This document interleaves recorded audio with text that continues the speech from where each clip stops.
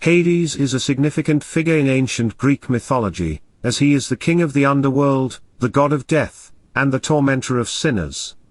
The name Hades means the unseen one, a suitable name since Hades is the ruler of the invisible world. Hades was the fourth child of the Titans Cronus and Rhea, after Hestia, the virgin goddess of the hearth, Demeter, the goddess of the harvest, and Hera, the goddess of marriage, both the oldest and the youngest male sibling. In other words, he was the first of the three brothers Hades, Poseidon, Zeus, to be born and swallowed by his father, but the last one to be regurgitated. After being rescued by Zeus from the belly of Cronus, Hades joined him in the Titanomachy, the great war between the Titans and the Olympian gods.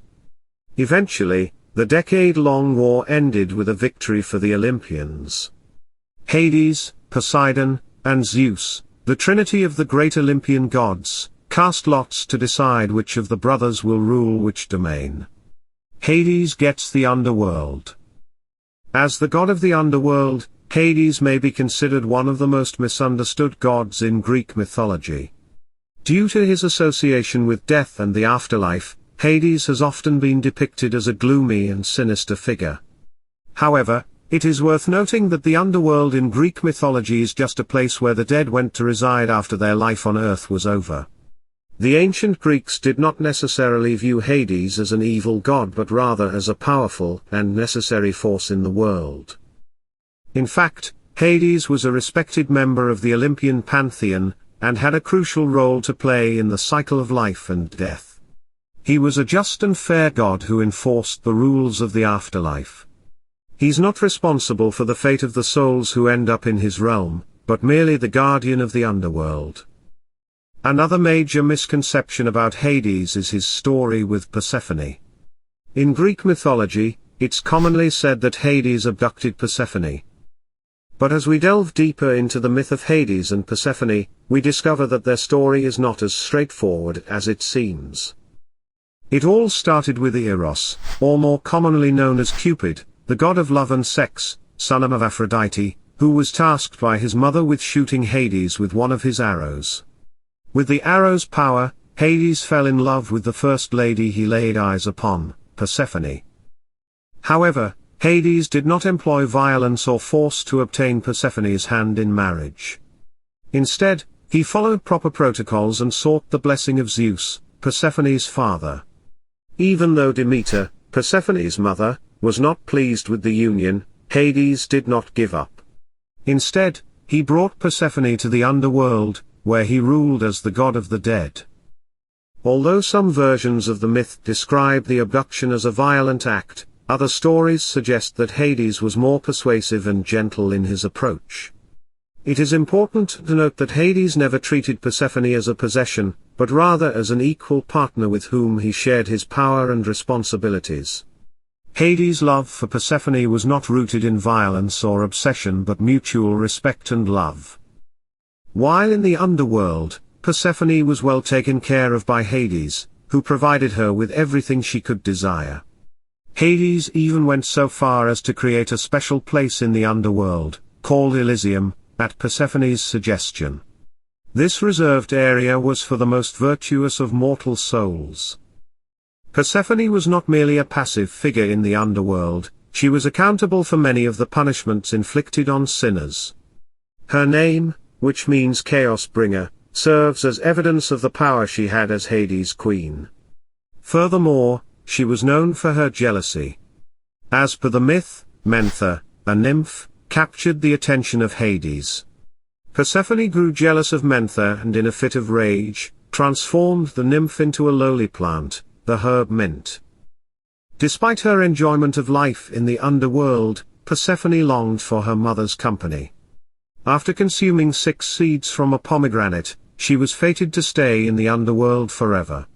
When Hermes arrived to escort her to Olympus, where Zeus and Demeter were quarreling over her abduction, Persephone explained that she was well treated by Hades and had no complaints.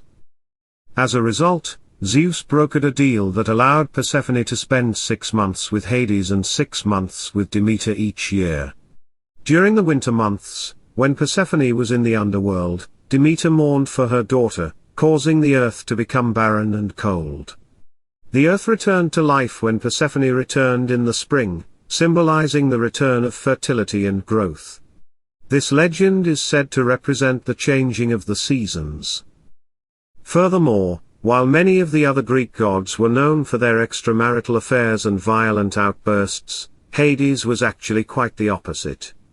He was faithful to Persephone even when she was away and did not cause unnecessary strife or pain. Hades was often viewed as a dark and foreboding figure, ruling over the underworld with an iron fist. However, he was also recognized as a fair and just god, who took his responsibilities seriously and treated the souls in his domain with respect and impartiality.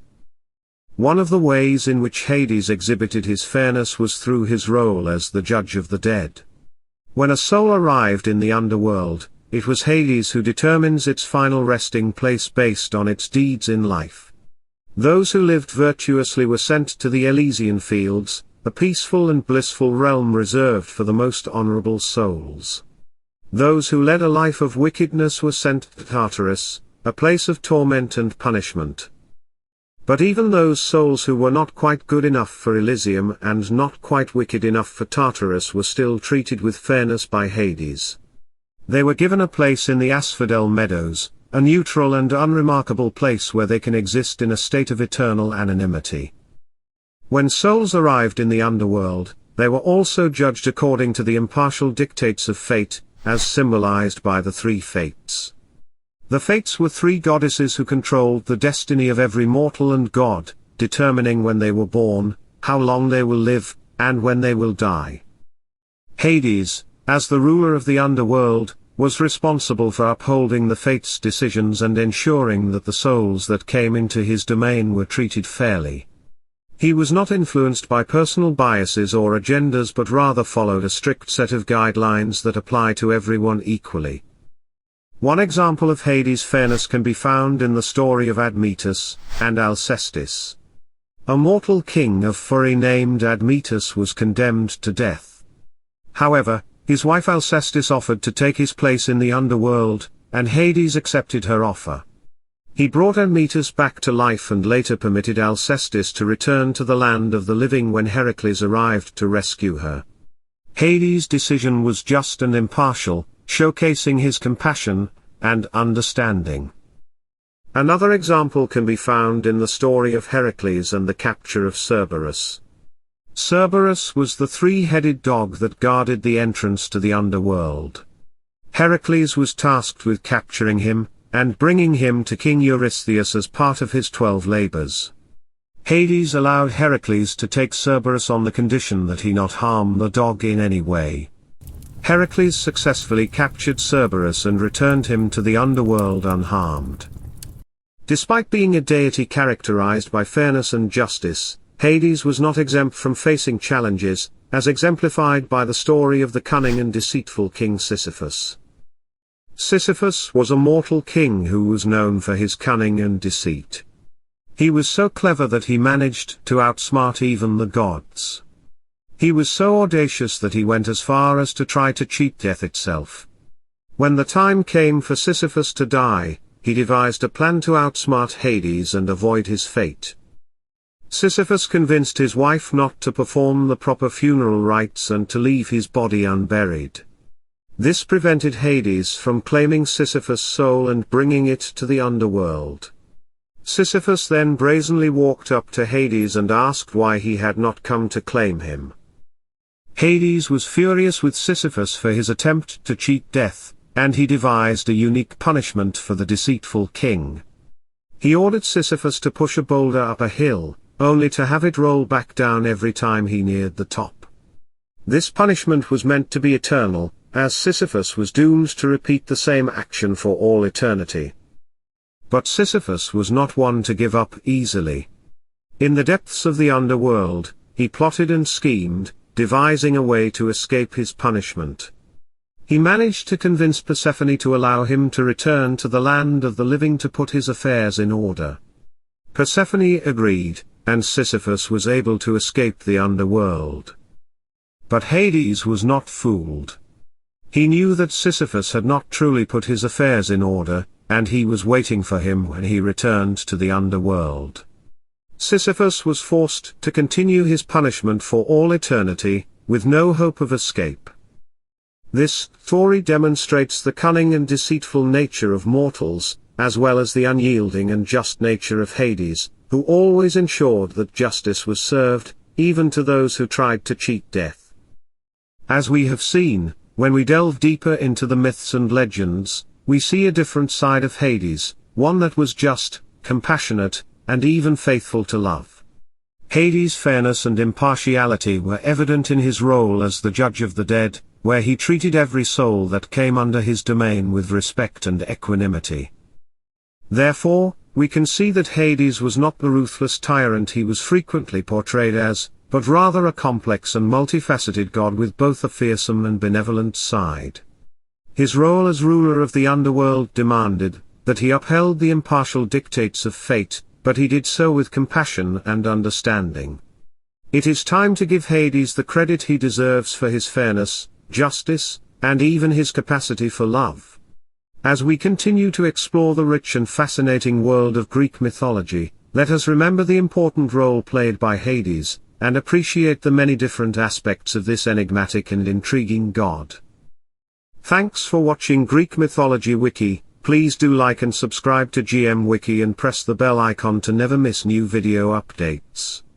May the gods continue to bless you all.